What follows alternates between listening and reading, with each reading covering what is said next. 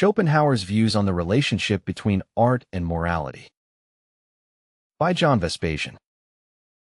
The relationship between art and morality plays a secondary role in the philosophy of Arthur Schopenhauer, 1788 to 1860. In this area, Schopenhauer failed to establish consistent principles and incurred contradictions. Nevertheless, it teaches us lessons that are worth examining. For Schopenhauer, artistic experiences, he was in particular referring to playing music and listening to music, help people escape their pressing problems. When enjoying music, theater, literature, or painting, individuals stop perceiving the world and focus their minds on something else. Although Schopenhauer didn't employ the term escapism, his definition of art falls close to this psychological term. One shouldn't forget that psychologists coined the term escapism in the mid-20th century, that is, about 200 years after Schopenhauer's death. Art and Morality in Schopenhauer's work. In his book, The World as Will and Representation, 1818, Schopenhauer theorized that artworks draw viewers into a state of abstraction, meditation, or contemplation. Artistic experience can lead viewers to blur the borderline between themselves and an invented world. However, Schopenhauer overlooked several crucial points. I am afraid that he never figured out why some artworks convey a philosophical message and others not.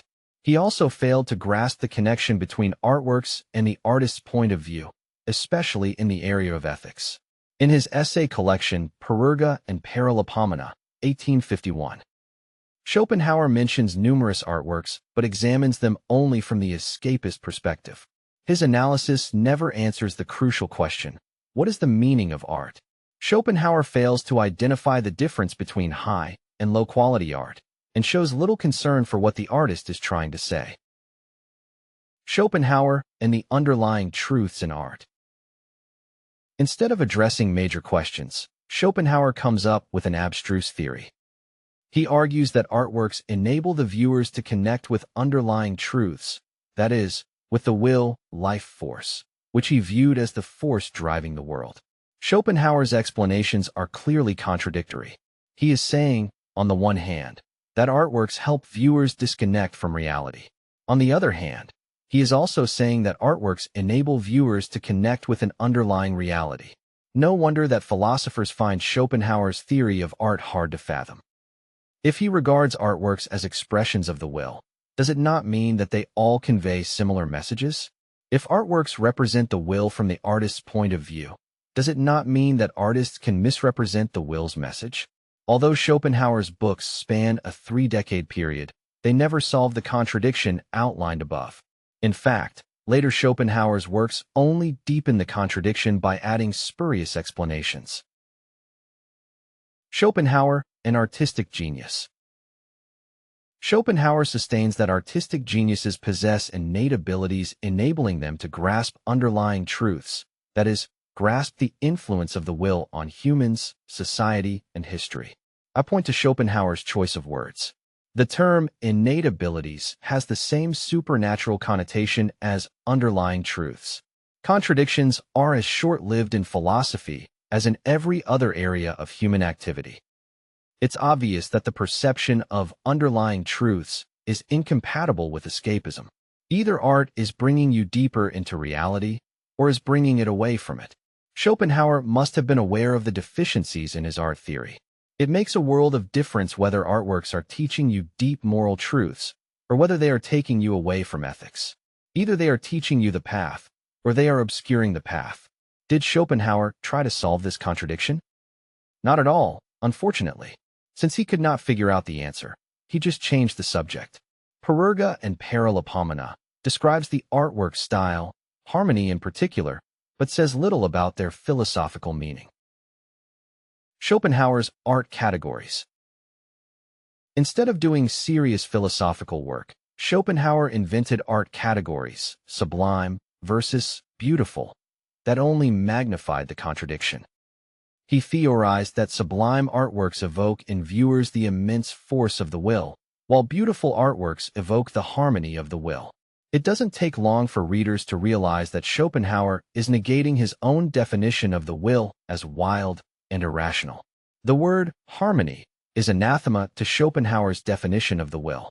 No wild, irrational force can bring about harmony. An easy refutation of Schopenhauer's art theory comes from its claim of aesthetic universality. By connecting art experience to the will, Schopenhauer is arguing for a universal language in art, but such a claim is manifestly false. Schopenhauer and artistic universality. It is pointless to seek a common artistic language in Mozart, ancient Indian music, and Michelangelo. The lack of a common language is patent. There is no conveyance of underlying truths common to all artists, precisely because each artist possesses a separate mind. Schopenhauer got lost in the contradictions that he himself had created. That's why his explanations about art and morality failed to stick. He ended up being unable to judge artworks at all, giving the same weight to portrayals of suffering and virtue. Even when referring to artworks that portray virtue, he was unable to explain his preference for promoting compassion and empathy. Schopenhauer failed to reconcile the wild, merciless, irrational will with human emotions. I can only lament that, instead of solving his contradictions, Schopenhauer ended up praising artistic ambiguity. Instead of establishing criteria for artistic judgment, he declared himself open to artworks embodying a wide range of ethical values. Schopenhauer should have recognized that artworks are not manifestations or objectifications of the will. Few artworks can fall under his narrow definition. Most of them do not. Good music has positive effects, but does not reveal hidden mysteries. It is a pity that Schopenhauer failed to amend his errors in this field. If you are interested in applying rational ideas to problems here and now, I recommend my book, The Philosophy of Builders. For more information, go to johnvespasian.com.